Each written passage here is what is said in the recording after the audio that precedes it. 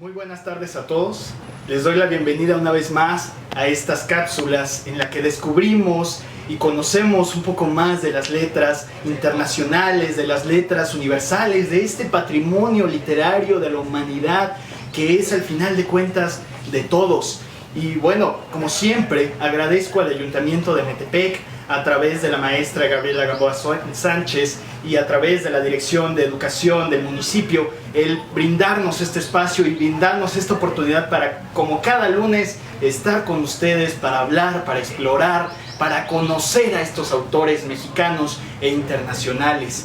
Y bueno, antes de retomar nuestra sesión pasada, me gustaría mandar unos saludos. Hay muchas personas que he visto en sus comentarios que han sido bastante constantes en estar presentes, en acompañarnos, en escucharnos, en compartir estas pláticas. Sobre todo voy a mencionar algunos nombres. Un saludo para Anilú Morales, Ana Hernández, Maricela Adriana, Eduardo Árzate, Gabriela Montes de Oca y su hija Flor Montes de Oca, Arumi Amor, Yair López, Juana María de Lourdes, Ángel Aguilar, Sixto del Gallinillo y bueno, muchísimos más que se me olvidan en estos momentos, pero a todos ellos les doy muchas gracias porque sé que son personas constantes y que les interesan y que participan y les apasiona también todas estas pláticas.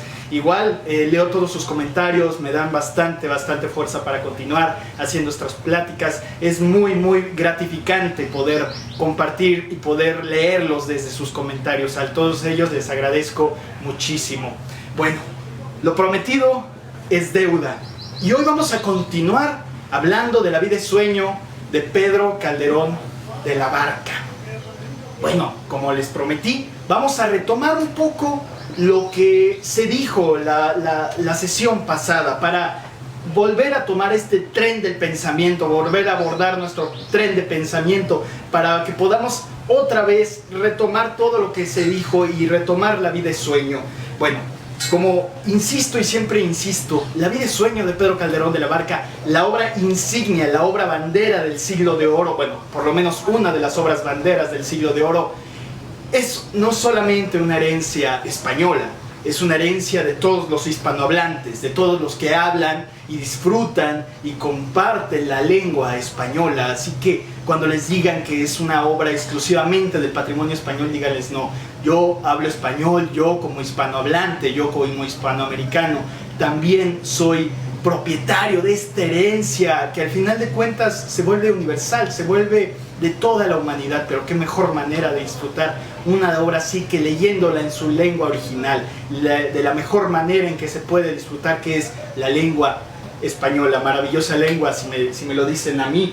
Bueno, retomando rápidamente, recordemos que Pedro Calderón de la Barca nació en Madrid en 1600, nació en pleno inicio del siglo, o lo que se considera como el siglo del barroco, el siglo y también parte del siglo de oro. Vivió 3 reinados, el reinado Felipe III, Felipe IV y Carlos II. Fue hijo de nobles de mediano rango, es decir, como una especie de burócrata de la realeza de mediano rango. Su padre, don Diego Calderón de la Barca Barredo, quien fue bastante tiránico en el sentido, en lo poco que pudo vivir o que pudo compartir con Pedro Calderón de la Barca, con su hijo. Estos padres que querían que su hijo tomara la carrera eclesiástica para al final hacerse cargo de una capellanía, es decir, de una capilla de una iglesia que se le estaba destinada al hijo que tomara los hábitos eclesiásticos.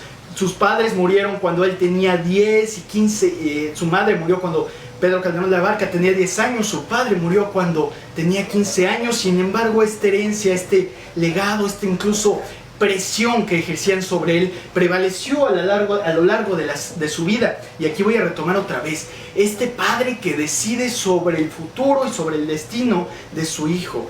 Vamos a retomarlo. Recuerden esto, como se los dije la vez pasada. Recuerden esta cuestión, porque es algo que vamos a ver en La vida y sueño. Luego vamos a decir exactamente en qué parte.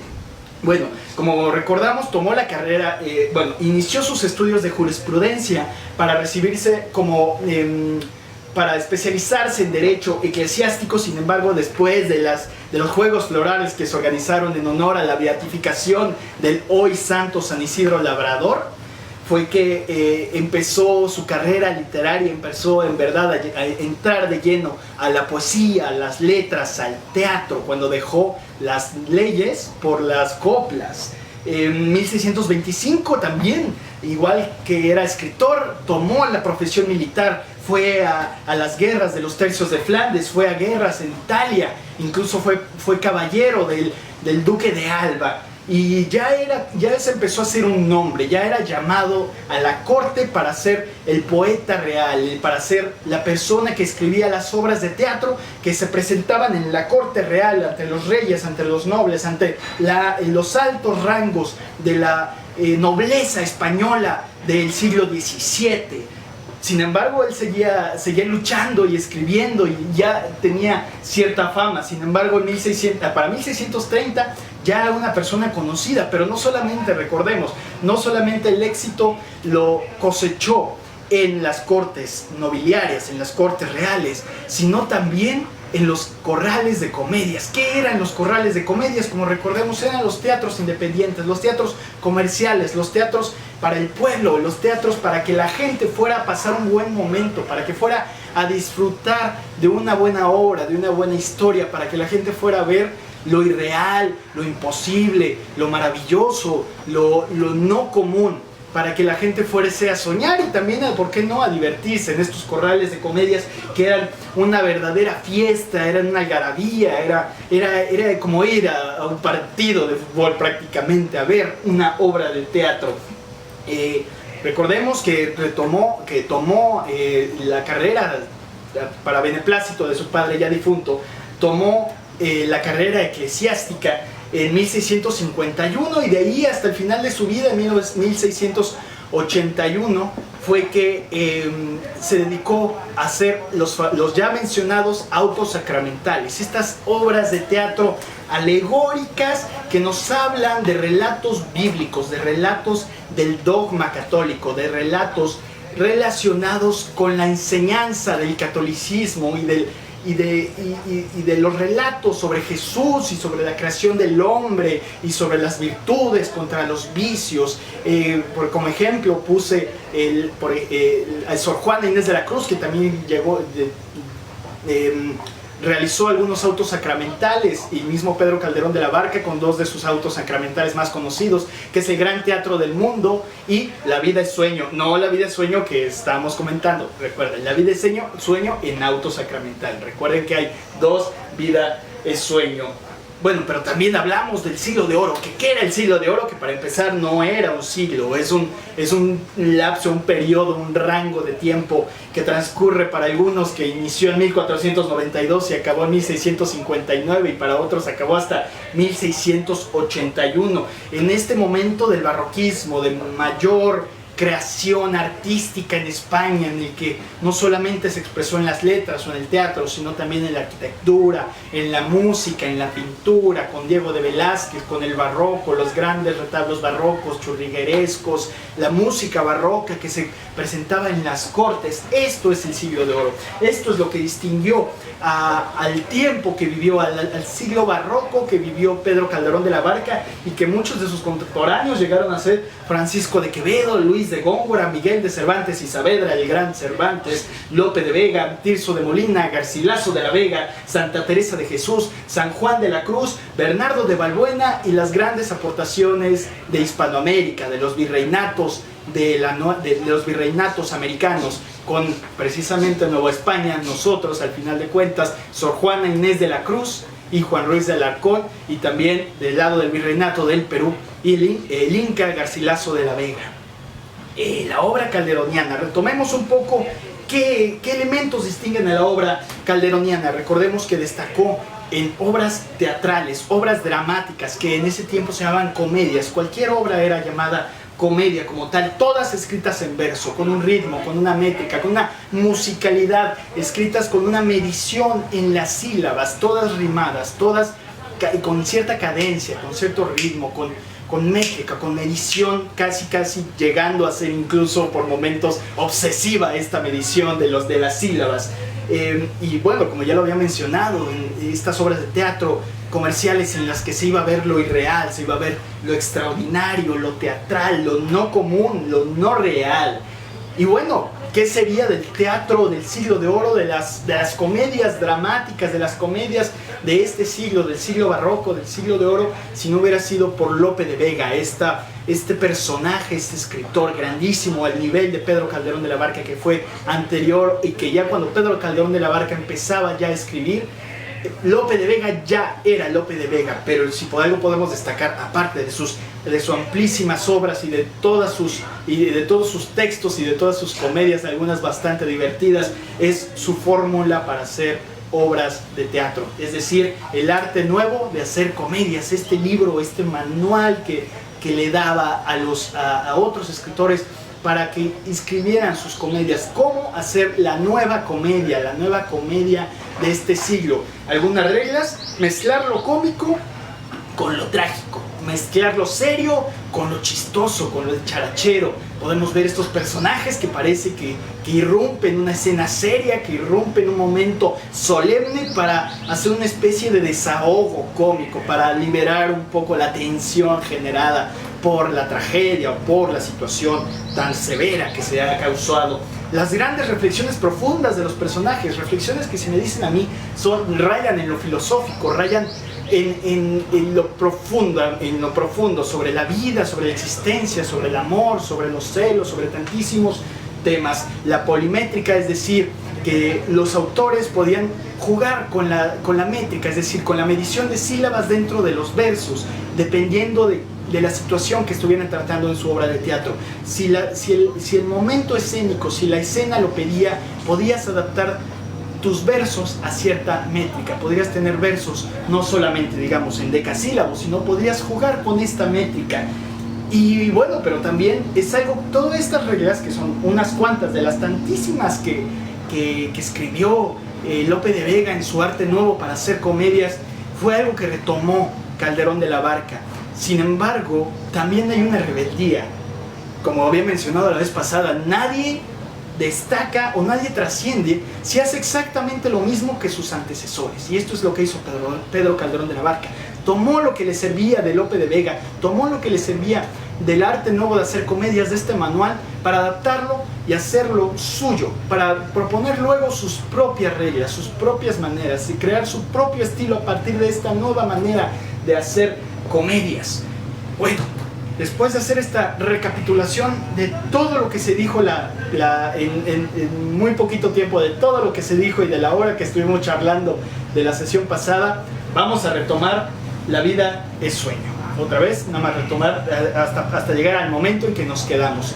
Dijimos que es una obra fundamental del siglo de oro, obra insignia, obra bandera, incluso del mismísimo Pedro Calderón de la Barca, estrenada en 1636, cuando Pedro Calderón de la Barca tenía exactamente 36 años. Fue un gran éxito en su tiempo, lo cual, como ya he dado unos ejemplos anteriormente, no era algo común, no era algo normal.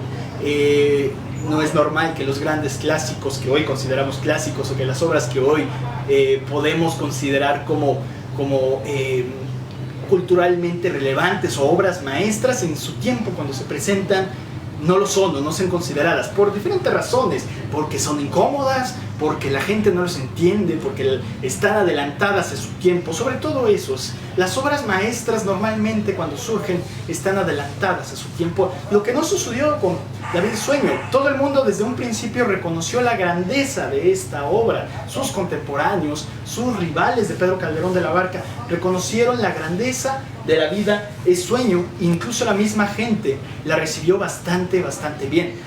Y bueno, el mismísimo Lope de Vega le causó una gran impresión y hizo grandes elogios precisamente a la obra de La vida es sueño de Pedro Calderón de la Barca. Pero recordemos, y lo que les reitero, que esta obra no fue hecha, a pesar de ser tan filosófica, de ser tan analítica, de ser tan profunda, de ser incluso de tratar temas abstractos, no fue hecha para la corte, no fue hecha para los teatros reales, para los nobles, para los académicos, para los estudiados. No, fue hecho para el corral de comedias, fue hecho para la gente de a pie, fue hecho para que la gente pasara un buen momento Desde ahí ya nos está hablando de que no debemos de tenerle miedo a este tipo de obras, porque al final de cuentas, si en verdad nos los proponemos, son accesibles. Si en verdad no los proponemos, veremos que podemos entenderlas fácilmente y que podemos sobre todo disfrutarlas. El género, había dicho que es una comedia híbrida, es decir, tiene un poco de todo.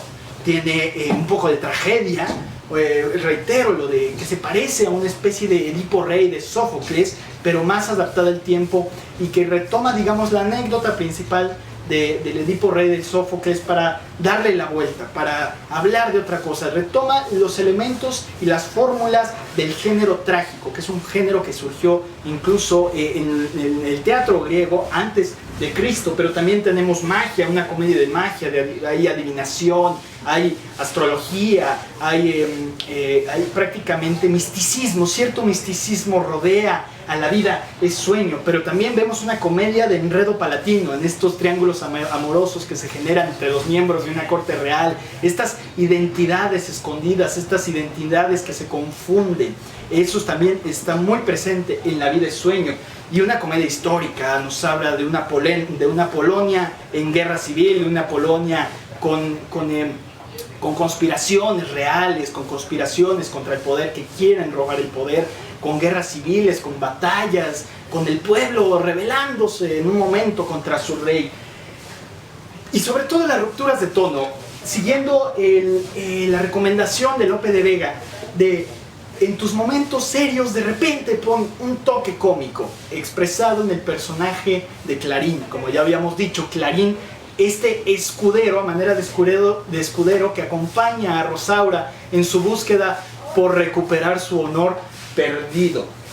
Y bueno, como habíamos empezado, Rosaura, esta mujer vestida de hombre en búsqueda del hombre que la deshonró para obligarlo a casarse con ella, y desde que se cae en el caballo y que grita hipogrifo violento que corriste parejas con el viento, es decir, insultando al caballo, y ya desde lo que les había comentado, qué significa que empezara con la palabra hipogrifo, uno de los 5 vocablos exquisitos que Lope de Vega en su fórmula para hacer comedias no recomendaba, y Calderón de la Barca empieza su obra de teatro diciendo la palabra hipogrifo. Al mismo tiempo es un reto, es una confrontación contra Pedro Calderón de la Barca, contra Lope de Vega. Bueno, pero también, ¿qué significa que una mujer se caiga de caballo? Pues una mujer deshonrada. Ya desde esa caída ya sabemos que Rosaura es una mujer que perdió el honor y que va en una búsqueda algo enfermiza de su propio honor perdido. Pero al momento en que Rosaura se cae del caballo junto con Clarín, caen cerca de una prisión, de una especie de torre. Y al acercarse más a ella encuentran a un hombre encadenado, un hombre apresado, un hombre sin libertad. Y recuerden el pequeño monólogo que les leí en su momento, el de ay mísero de mí, ay de mí infelice, apurad cielos, pretendo, ya que me tratáis así. Lo escuchan lamentándose por su suerte, lamentándose por su falta de libertad, cuando él no hizo absolutamente nada. Dice, ¿qué delito pudo haber cometido? Porque recordemos que este personaje que está apresado ha vivido toda su vida encadenado, ha vivido toda su vida encerrado en 4 paredes. ¿Y quién es este personaje? Aquí es donde nos quedamos la vez pasada. ¿Quién es este personaje que se lamenta, que ha vivido, que ha crecido entre 4 paredes y que está totalmente encerrado y que se lamenta todos los días porque los pájaros, porque los ríos, porque otras personas tienen más libertad que él cuando él no ha hecho absolutamente nada? Este personaje llamado Segismundo. ¿Y quién es Segismundo? Segismundo, como ya lo había mencionado, es un príncipe, es el hijo del rey de Polonia, del rey Basilio. Es un príncipe, pero ¿qué hace un príncipe apresado? ¿Qué hace un príncipe de parte de la casa real del país, de la nación, digamos, de Polonia? Está ahí por una profecía. Recordemos igual Edipo Rey. En Edipo Rey, Layo se le entrega una profecía de que su hijo, Edipo, va a matarlo y va a esposar a su madre. Es una profecía que el oráculo le dice, esto va a suceder. y Layo, en Edipo Rey, temeroso de que se cumpla la profecía, manda a asesinar a su hijo, pero por diversas circunstancias no ocurre así. Y desde bebé, culpa a un bebé que todavía no ha hecho nada, pero pues no muere al final de cuentas, y crece y al final termina cumpliendo su destino trágico, el destino. Algo podemos ver, casi es igual en La vida es sueño de Pedro Calderón de la Barca. El rey Basilio, que recibe esta profecía, esta adivinación, este vaticinio de que su hijo va a tomar de manera violenta el trono de Polonia y lo va a matar. Y él, temeroso, al momento que nace, se lo da a uno de sus sirvientes más fieles, que es Clotaldo, para que lo encierre desde bebé en una torre y para que lo cuide, lo procure, pero lo tenga encerrado, lo tenga apresado, precisamente tratando de ir en contra de la profecía, tratando de ir en contra del destino que se le ha puesto a Segismundo. Esto es Segismundo en este momento. Bueno, ¿quién es Clotaldo? Es curioso. Clotaldo es uno de los sirvientes más fieles del rey Basilio, pero casualmente, en esta obra hay muchas casualidades. Casualmente es el padre perdido de Rosaura. Y por una cuestión de una espada que se le había dicho a Rosaura, de que su padre tenía una espada de ciertas características, es que se reconocen. Clotaldo, al ver a Rosaura que estaba viendo a Segismundo, reconoce que es su hija y decide ayudarla, porque también la abandonó. También Clotaldo deshonró a la madre de Rosaura. De alguna manera se repiten los destinos de ciertos personajes. Pero entre todo esto, entre que Clotaldo descubre a Rosaura y la deja ir, y está Segismundo preso, lamentándose de su destino, dentro del Palacio Real, esto ya es en la jornada segunda, es decir, en el segundo acto, el rey Basilio decide liberar a su hijo, hacer una prueba, un momento de valentía, un momento de confrontar al destino. Vamos a enfrentarlo, vamos a ver si la profecía va a ser cierta, vamos a hacer una pequeña prueba. Basilio le ordena a Clotaldo que libere a su hijo y que lo lleve a palacio. Y esto, y qué mejor manera de expresar esto que en las propias palabras de Basilio, cuando Clotaldo le pregunta, pero ¿por qué lo va a hacer? ¿Por qué me pides que primero lo encierre y ahorita que lo traiga? Aquí es donde Basilio da sus razones. Basilio: Clotaldo, muy justa es esta duda que tienes, y quiero solo a vos satisfacerle. A Segismundo, mi hijo, el influjo de su estrella, vos lo sabéis, amenaza mil desdichas y tragedias. Quiero examinar si el cielo, que no es posible que mienta, y más habiéndonos dado de su rigor tantas muestras en su cruel condición, o se mitiga o se templa, por lo menos, y vencido con valor y con prudencia, se desdice, porque el hombre predomina en las estrellas. Esto quiero examinar, trayéndole donde sepa que es mi hijo, y donde haga de su talento la prueba. Si magnánimo se vence, reinará, pero si muestra el ser cruel y tirano, le volveré a su cadena. Ahora preguntarás, ¿que para qué aquesta experiencia? ¿Qué importó haberle traído dormido de esta manera? Y quiero satisfacerte, dándote a todo la respuesta.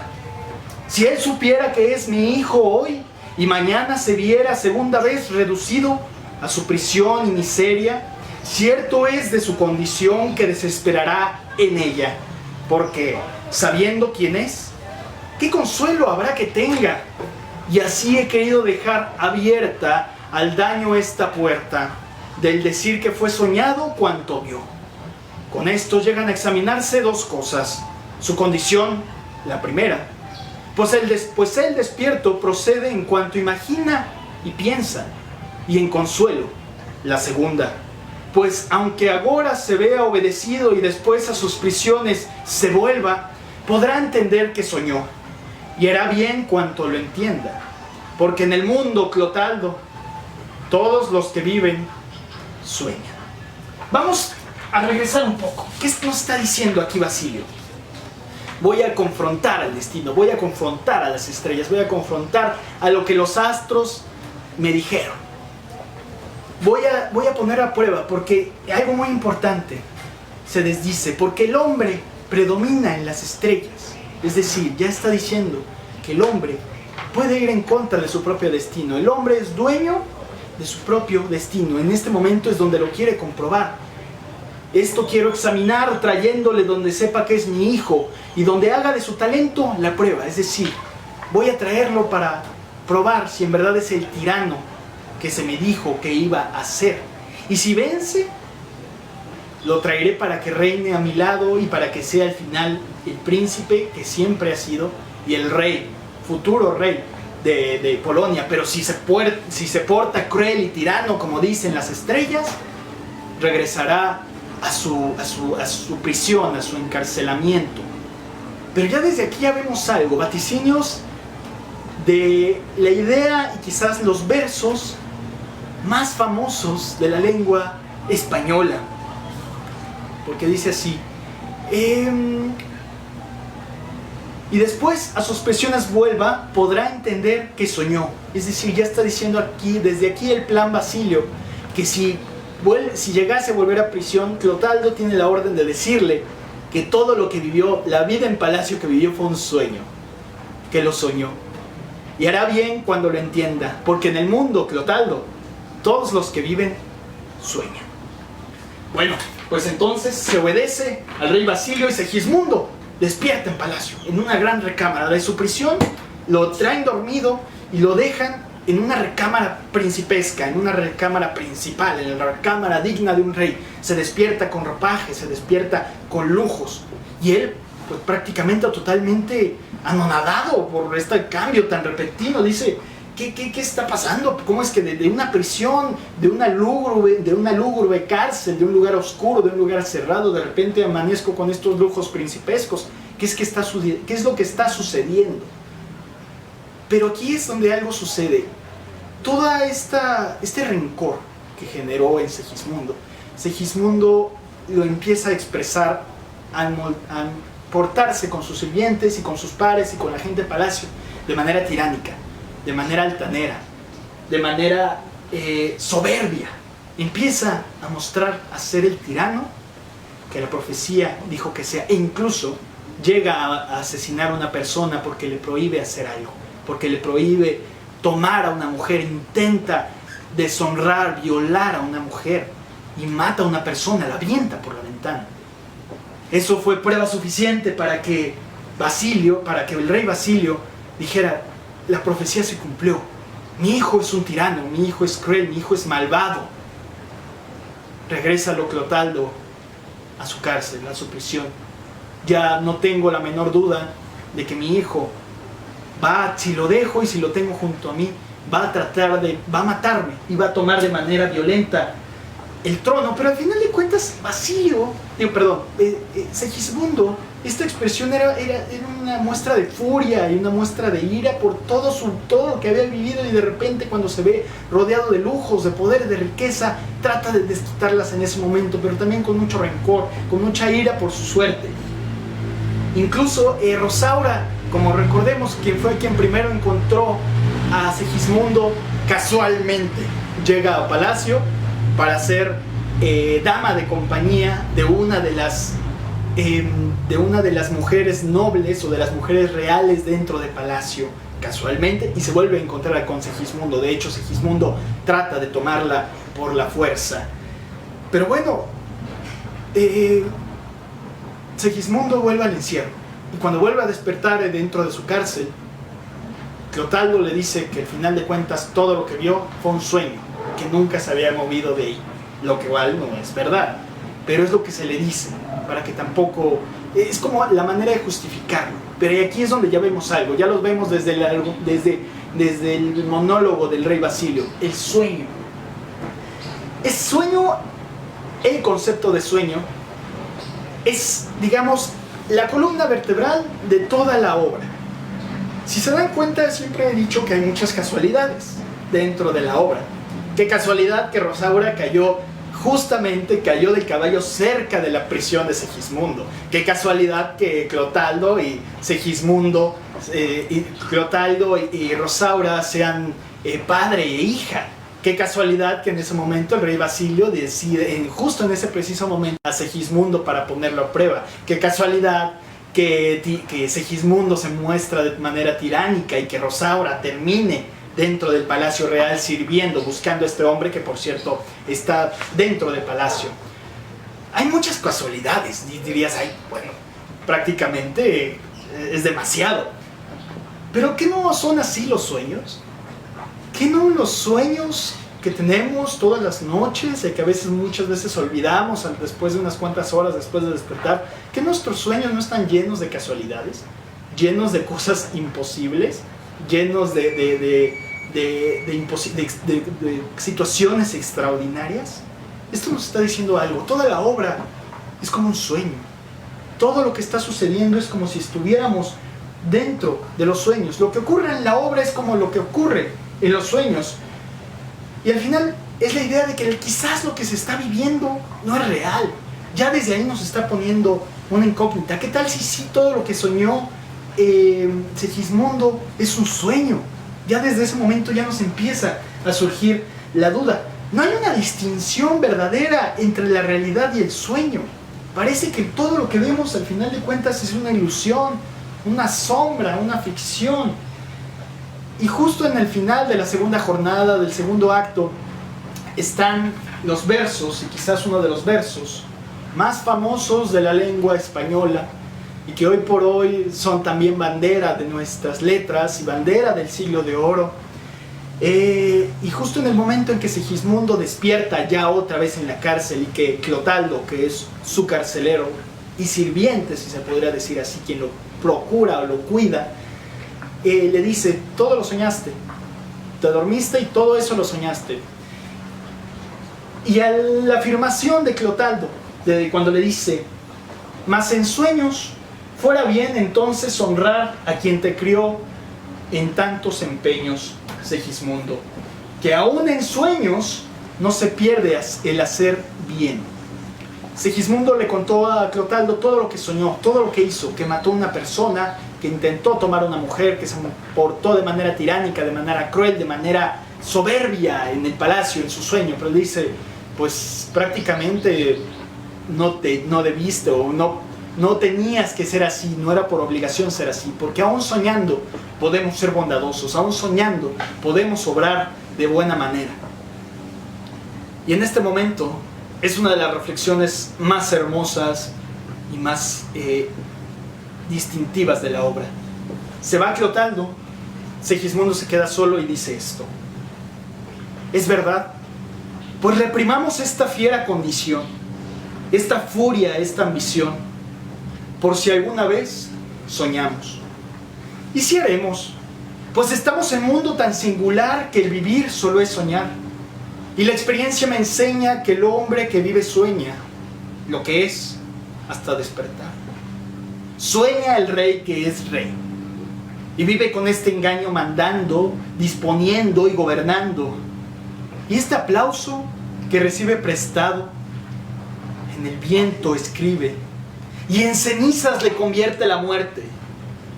Desdicha fuerte, que hay quien intente reinar viendo que ha de despertar en el sueño de la muerte. Sueña el rico en su riqueza, que más cuidados le ofrece. Sueña el pobre que padece su miseria y su pobreza. Sueña el que a medrar empieza.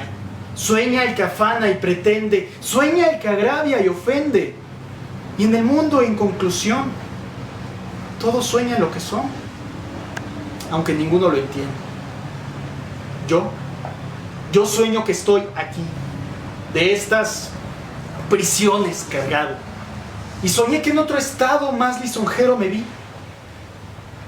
¿Qué es la vida? Un frenesí. ¿Qué es la vida? Una ilusión, una sombra, una ficción. Y el mayor bien es pequeño, que toda la vida es sueño. Y los sueños son. Pues esta idea de que lo que se vive, la realidad o la realidad que creemos vivir, no es algo nuevo, no es algo que haya inventado Pedro Calderón de la Barca, de que quizás todo esto que nos rodea, todo lo que convivimos, todo lo que somos, todo lo que creemos ser, al final de cuentas no es real, es un sueño, es una ilusión, una sombra, una ficción.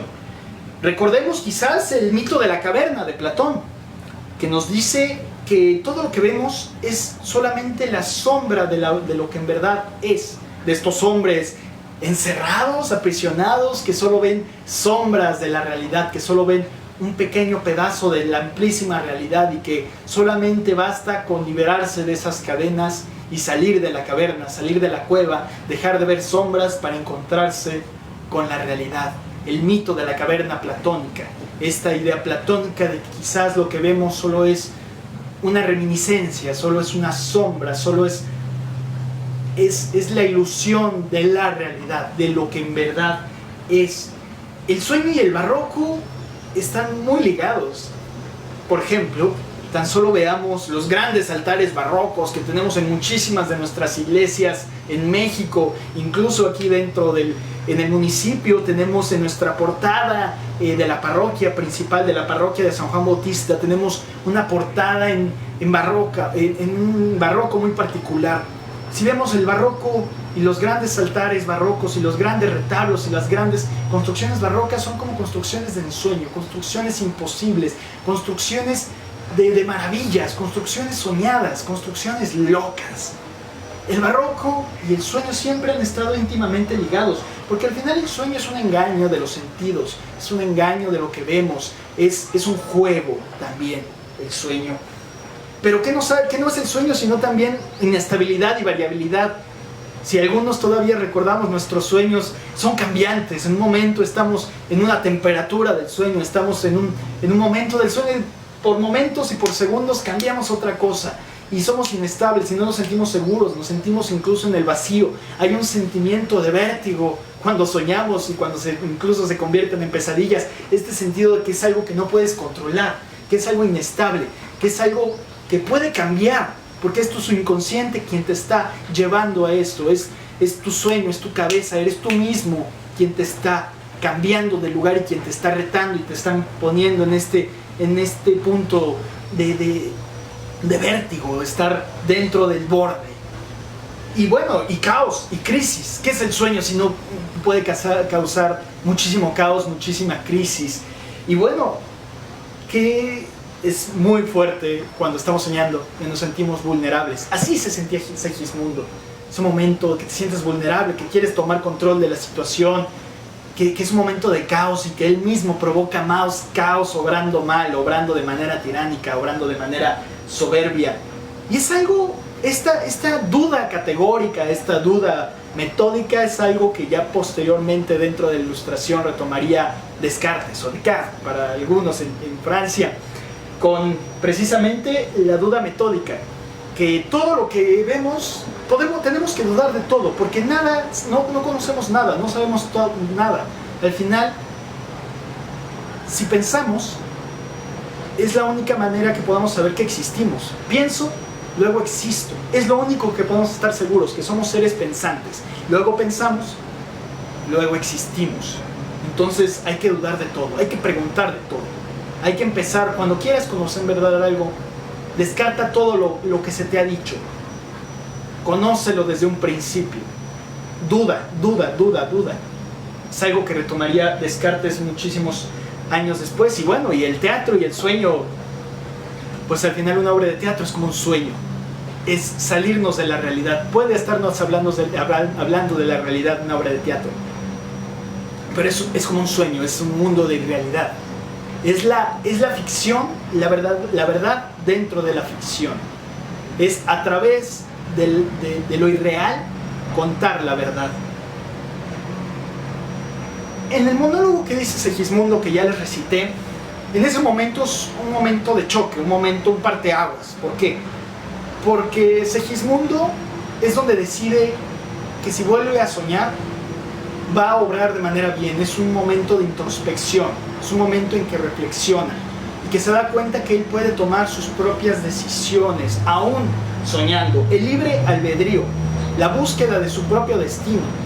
El destino no se nos está marcado, ¿no? Los astros, las estrellas, los dioses no han escrito nuestro destino. Nosotros, con nuestras acciones, con nuestro accionar, con nuestros pensamientos, con la manera en que nos comportamos en esta supuesta realidad, va a definir nuestro destino al final de todo.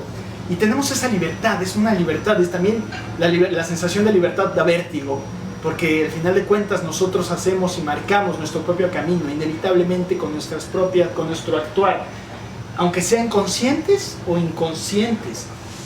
Porque todas nuestras acciones, aunque las que no nos damos cuenta, todas tienen una intención, todas siempre tienen una motivación, aunque sea esta inconsciente. Es un concepto que incluso se enseña mucho en las escuelas de teatro, de que todo el actuar, todo lo que hace el personaje, al final de cuentas tiene una intención, tiene un motivo. ¿Por qué el personaje se rasca en cierta parte? Eso ya nos está diciendo algo, y es algo que podemos trasladar a la realidad. ¿Por qué hacemos lo que hacemos aunque no nos demos cuenta?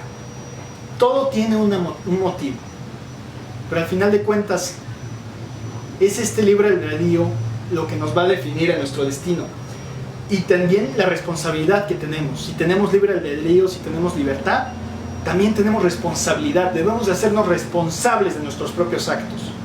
Somos responsables de los que hacemos, somos responsables de lo que pensamos y de lo que exteriorizamos al mundo. Regresando a la vida sueño, justo cuando está aprisionado Segismundo dentro de su cárcel, de repente ya el pueblo sabe que existe un príncipe, que hay un príncipe que el rey Basilio mantiene prisionero. Entonces la gente se rebela y va a liberar al príncipe, y de repente llegan a la cárcel y liberan al príncipe. Segismundo dice, pues otra vez estoy soñando, no puede ser, estoy soñando otra vez, pero ahora lo voy a hacer distinto, ahora voy a ser justo, ahora voy a obrar bien. Se hace de alguna manera el general de la rebelión contra su padre para de alguna manera tomar el rey, se está cumpliendo con la acción, pero decide tomar decisiones justas. Y hay un momento en que Rosaura se encuentra con él. Rosaura le cuenta toda su historia, Rosaura le cuenta todo lo que está buscando, y Rosaura prácticamente se pone a su servicio. Dice, estoy aquí para que tú puedas hacer conmigo lo que quieras, pero ayúdame a recuperar mi honra, pero estoy aquí. Se pone a su disposición. Y Segismundo, desde la segunda vez que se encontró con ella en palacio, que quería incluso tomarla a la fuerza, pudo haber sido igual, pudo haberla vuelto a tomar a la fuerza. Pero en un momento después de que Rosaura se pone a su total disposición y se arrodilla y se hinca ante él, Segismundo tiene un momento de introspección, un momento de reflexión, esos momentos en que estamos pensando cómo vamos a actuar. Y esto es lo que decide Segismundo. Rosaura está en mi poder, su hermosura el alma adora. Gocemos pues la ocasión, el amor las leyes rompa del valor y confianza con que a mis plantas se postra. Esto es sueño, y pues lo es. Soñemos dichas agora, que después serán pesares, mas con mis razones propias vuelvo a convencerme a mí. Si es sueño, si es vanagloria, ¿quién por vanagloria humana pierde una divina gloria? ¿Qué pasado bien no es sueño? ¿Quién tuvo dichas heroicas que entre sí no diga cuando las revuelve en su memoria? Sin duda que fue soñado cuanto vi.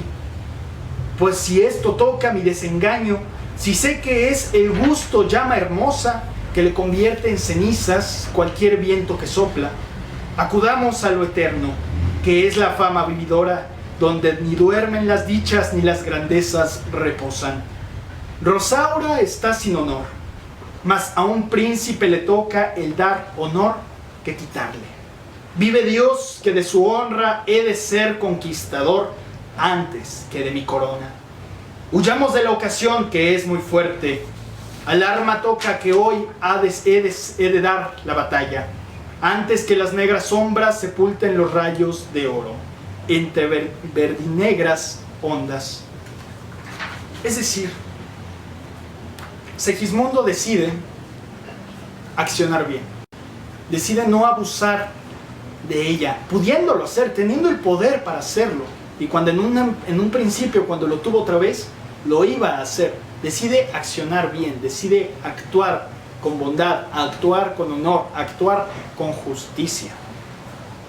Aquí está el libre albedrío, les comentaba. Nosotros nos marcamos nuestro destino al final de cuentas con nuestro actuar, con nuestras decisiones de las que somos responsables. Y esto Segismundo ya lo entendió, a pesar de que piensa que está soñando. Dice, porque aún en sueños puedo obrar bien, puedo actuar bien, puedo hacer el bien, aunque esté soñando.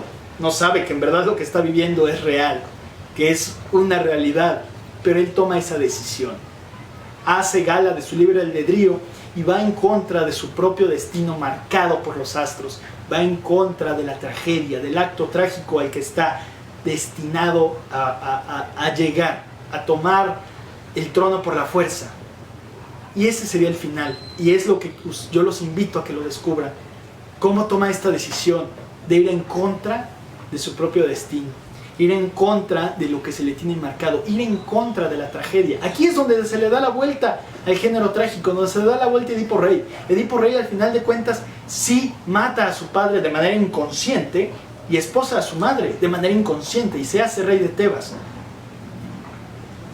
Segismundo va en contra de su propio destino y se hace responsable de sus propias acciones. Pedro Calderón de la Barca muere en 1681. Recordemos que les había mencionado que para muchas personas el siglo de oro acabó justamente en 1681, es decir, con la muerte de Pedro Calderón de la Barca. Para muchos, cuando la muerte de Pedro Calderón de la Barca es el fin del siglo de oro. Esto nos habla de la importancia que adquirió el gran heredero, digamos, de Lope de Vega. Este gran Pedro Calderón de la Barca, reconocido y amado por todos. Cuando murió se le hicieron exequias religiosas y homenajes académicos, se le lloró mucho. El rey que estaba en ese momento, que era Carlos II, pues prácticamente casi le hace un funeral de estado.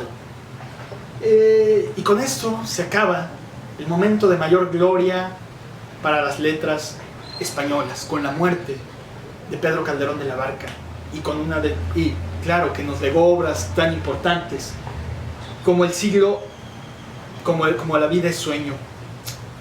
Al final de La vida es sueño hay algo muy moderno, si me lo dicen a mí. Hay un rompimiento de la acción. Bueno, era un poco más común dentro del siglo de oro. Al final, cuando ya se resuelve todo y cuando ya se va a acabar la obra, un personaje o varios personajes se dirigen al público, rompen con la acción dramática de la obra, se salen de la obra para hablar con el público y para despedirse de él y muchas veces para disculparse ante él. Y con estas últimas palabras de La vida es sueño es como también yo me voy a despedir el día de hoy por ustedes, y que acabamos de adentrarnos y de dar algunas claves y algunas herramientas de apreciación para que ustedes puedan disfrutar y entender esta obra tan importante de nuestra lengua española. Estas son las últimas palabras de Segismundo al final de la obra, cuando le está hablando al público. ¿Qué os admira? ¿Qué os espanta si fue mi maestro un sueño? Y estoy temiendo en mis ansias que he de despertar y hallarme otra vez en mi cerrada prisión. Y cuando no sea, el soñador solo basta, pues así llegué a saber que toda la dicha humana, en fin, pasa como sueño. Y quiero hoy aprovecharla el tiempo que me durare, pidiendo de nuestras faltas perdón, pues de pechos nobles es tan propio el perdonarlas. Una vez más agradezco a todos ustedes por su atención, por acompañarnos en estas cápsulas, para conocer, para hablar, para adentrarnos y profundizar en estas obras teatrales, en estas obras literarias, en estos cuentos. Como siempre, les estoy muy agradecidos por su atención. Agradezco al Ayuntamiento de Metepec, a la Dirección de Educación, el brindarnos otra vez sus espacios virtuales para realizar estas charlas, realizar este ejercicio que seguramente les va a dejar mucho a ustedes y pues me deja mucho a mí también, mucha satisfacción. Muchísimas gracias, nos vemos en otra ocasión. Hasta luego.